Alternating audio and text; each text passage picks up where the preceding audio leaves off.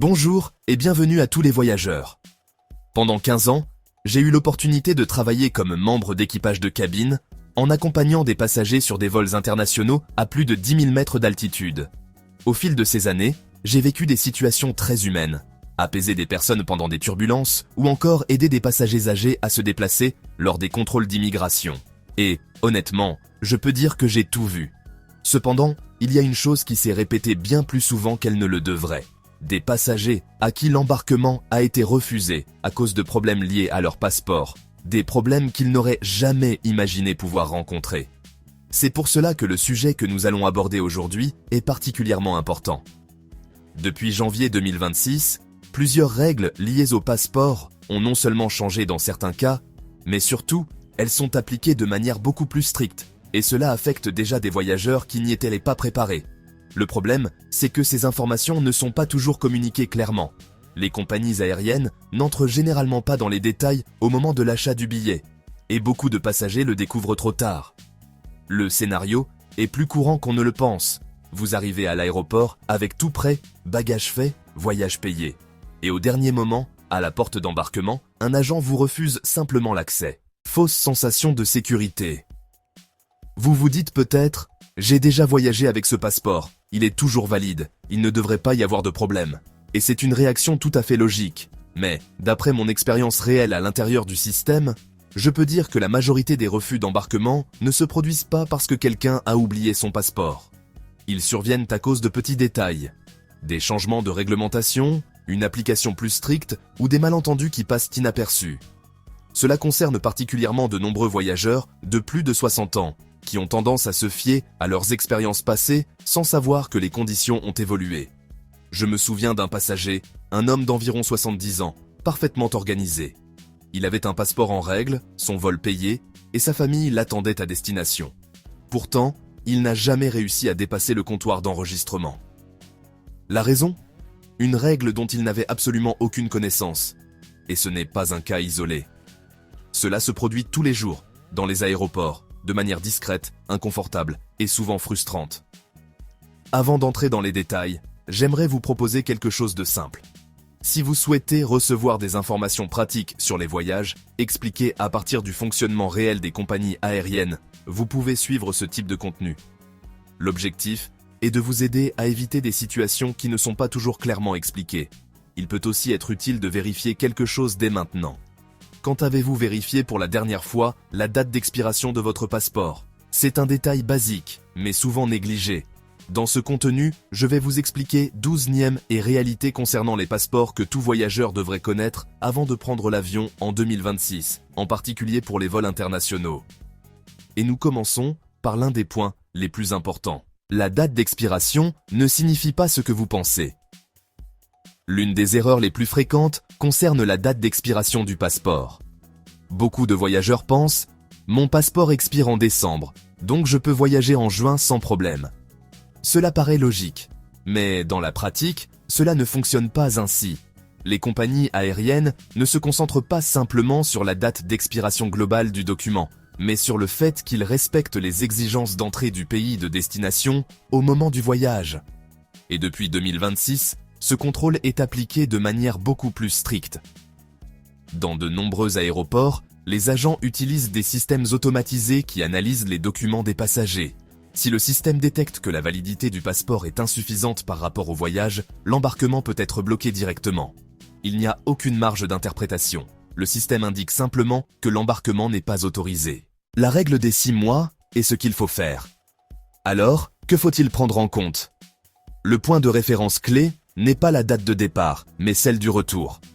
Dans de nombreuses destinations internationales, y compris plusieurs hors de l'Union européenne, il est exigé que le passeport soit valide au moins 6 mois après la date prévue de retour.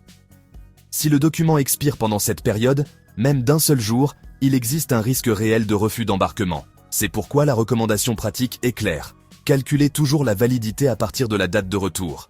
Si vous êtes dans la limite des 6 mois, renouvelez votre passeport. Ne vous fiez pas à vos expériences passées, car l'application des règles est désormais plus stricte. En cas de doute, vous pouvez demander une confirmation en précisant que vous souhaitez vérifier les exigences de validité du passeport selon les bases de données officielles utilisées par les compagnies aériennes. Cela montre que vous êtes informé et facilite la communication avec le personnel. Application plus stricte de la règle des 6 mois. Vous vous dites peut-être, j'ai déjà voyagé avec moins de 6 mois de validité et je n'ai pas eu de problème. Et c'est vrai, cela arrivait plus souvent auparavant. Cependant, en 2026, la situation a changé. De nombreux pays ont renforcé leurs conditions d'entrée et appliquent des contrôles plus rigoureux. À cela s'ajoute un facteur important. Les compagnies aériennes peuvent être sanctionnées si elles transportent des passagers qui ne respectent pas la réglementation. Le résultat, les compagnies ne prennent plus de risques. Lorsqu'une compagnie aérienne peut être sanctionnée, elle ne fait plus d'exception, en particulier à l'aéroport et à la porte d'embarquement. D'un point de vue opérationnel, cela signifie que même si le personnel souhaite aider, il n'a pas toujours la possibilité de le faire. Recommandation pratique, renouvelez votre passeport à l'avance, idéalement entre 9 et 12 mois avant son expiration. N'attendez pas de rappel et ne vous fiez pas à vos voyages précédents.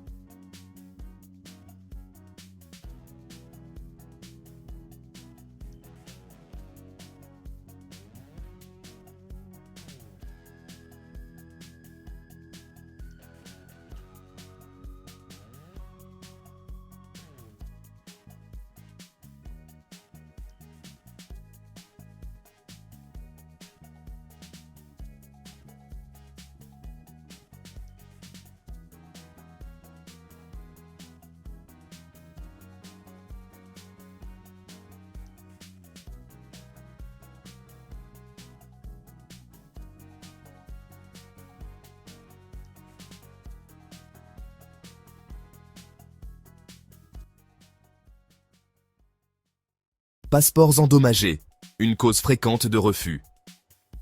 C'est un point qui surprend souvent.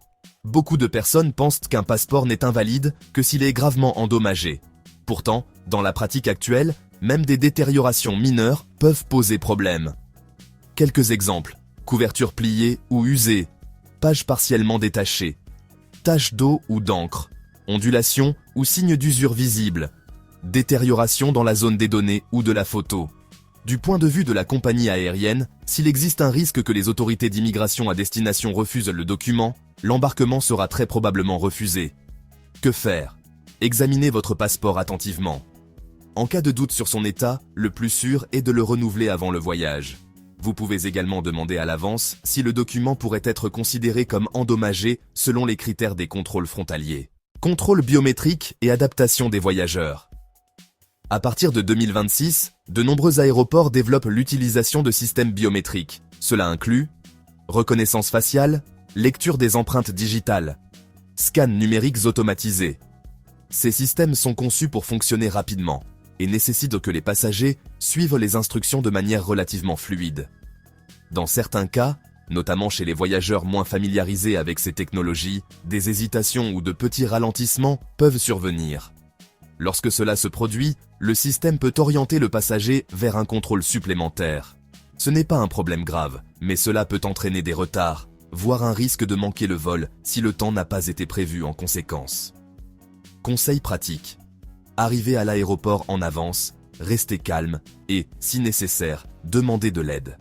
Vous avez le droit de recevoir des instructions claires pendant le processus. Correspondance exacte du nom. C'est un détail qui cause plus de problèmes qu'on ne le pense. En 2026, les systèmes de vérification sont moins flexibles qu'auparavant. Le nom figurant sur le billet doit donc correspondre exactement à celui du passeport. Situation courante pouvant poser problème. Absence de deuxième prénom ou d'initiale, utilisation du nom marital au lieu du nom de naissance, nom composé incomplet, lettres ou espace manquant. Même si ces différences semblent minimes, elles peuvent suffire à ce que le système signale une erreur. Des cas existent où des passagers n'ont pas pu embarquer simplement à cause d'une initiale en trop ou d'un nom incomplet. Que faire? Si vous remarquez une différence, contactez la compagnie aérienne avant le voyage pour demander une correction. Il n'est pas recommandé d'attendre d'arriver à l'aéroport, car il n'est pas toujours possible de modifier ces informations à ce moment-là. Délai de renouvellement des passeports. Un aspect qui n'est pas toujours clairement communiqué concerne les délais. En 2026, dans de nombreux pays européens, les délais d'émission ou de renouvellement des passeports peuvent être plus longs que d'habitude. De plus, Les services urgents ne garantissent pas toujours une délivrance à temps.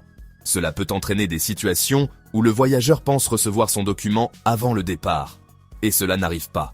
Et dans ce cas, la compagnie aérienne ne peut faire aucune exception. Recommandation. Commencez les démarches de renouvellement suffisamment tôt, au moins 6 mois avant le voyage, et idéalement encore plus tôt. Sans passeport valide, il n'est pas possible d'obtenir une carte d'embarquement. Le rôle du personnel à la porte d'embarquement. Beaucoup de personnes pensent que le personnel à la porte d'embarquement se contente de scanner les cartes. En réalité, leur responsabilité est bien plus importante. L'agent de porte est souvent la dernière autorité avant l'embarquement. S'il estime qu'il existe un risque que le passager soit refusé à destination, il peut lui refuser l'accès à l'avion. Ce n'est pas une décision personnelle, mais une mesure visant à protéger la compagnie aérienne contre d'éventuelles sanctions. Comment réagir dans cette situation? Rester calme, avoir ses documents prêts, communiquer de manière respectueuse et claire. Par exemple, vous pouvez dire « Je souhaite m'assurer que tous mes documents sont conformes, pourriez-vous les vérifier avec moi ?» Le ton et l'attitude peuvent grandement faciliter l'échange, même s'ils ne modifient pas les exigences légales. Page vierge, une exigence peu connue. C'est un détail que beaucoup de voyageurs ignorent. Même si le passeport est valide, certains pays exigent qu'il comporte une ou même 2 pages entièrement vierges pour autoriser l'entrée. Il ne s'agit pas de petits espaces disponibles, mais de pages complètes destinées aux tampons ou au visa. Dans la pratique, cela a déjà entraîné des situations compliquées. Des voyageurs avec des documents valides n'ont pas pu partir simplement parce que leur passeport était plein. Que faire? Vérifiez le nombre de pages libres avant de voyager. Si l'espace est limité, il est préférable de renouveler le passeport à l'avance. Sans pages disponibles, l'embarquement peut être refusé.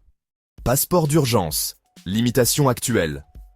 Pendant des années, les passeports d'urgence ont été une solution utile dans des situations imprévues. Cependant, en 2026, leur acceptation est plus limitée qu'auparavant. Certains pays n'autorisant pas l'entrée avec ce type de documents ne les acceptent que dans des situations très spécifiques. Peuvent autoriser l'entrée, mais pas le transit ou les correspondances. Cela signifie qu'un voyage avec escale peut être compromis, même si la destination finale accepte le passeport d'urgence. Recommandation. Si vous envisagez d'en utiliser un, vérifiez à l'avance s'il est accepté dans tous les pays de votre itinéraire, y compris les escales. Ne supposez jamais qu'il sera accepté automatiquement. Vérification préalable avec la compagnie aérienne. Il existe une pratique peu connue qui peut vous éviter bien des problèmes. Vous pouvez contacter la compagnie aérienne environ 72 heures avant le vol et demander une vérification de vos documents dans leur système. L'objectif est de confirmer que tout est en ordre avant d'arriver à l'aéroport. C'est particulièrement utile car cela permet de détecter d'éventuelles erreurs à l'avance. Vous avez le temps de corriger les problèmes. Cela réduit le risque de mauvaises surprises le jour du départ. S'il y a un problème, il sera toujours plus facile de le résoudre depuis chez vous qu'à l'aéroport où le temps est limité. Conclusion et message final. Pour terminer, il y a une chose importante à retenir. Voyager ne devrait pas impliquer une incertitude inutile. Être bien informé et préparé ne signifie pas demander un traitement particulier, mais simplement s'assurer que tout est conforme aux règles. Vérifier ces documents à l'avance, comprendre les exigences et anticiper les éventuels problèmes permet d'éviter des situations inconfortables à l'aéroport. Et s'il y a quelque chose à éviter absolument, c'est de découvrir un problème lorsqu'il est déjà trop tard pour le résoudre. Dans de prochains contenus, d'autres changements importants seront abordés, comme les nouvelles règles de sécurité dans les aéroports qui concernent particulièrement certains profils de voyageurs. Merci d'avoir pris le temps de vous informer avant votre voyage. Voyagez en anticipant, en toute tranquillité et avec la certitude que tout est en règle.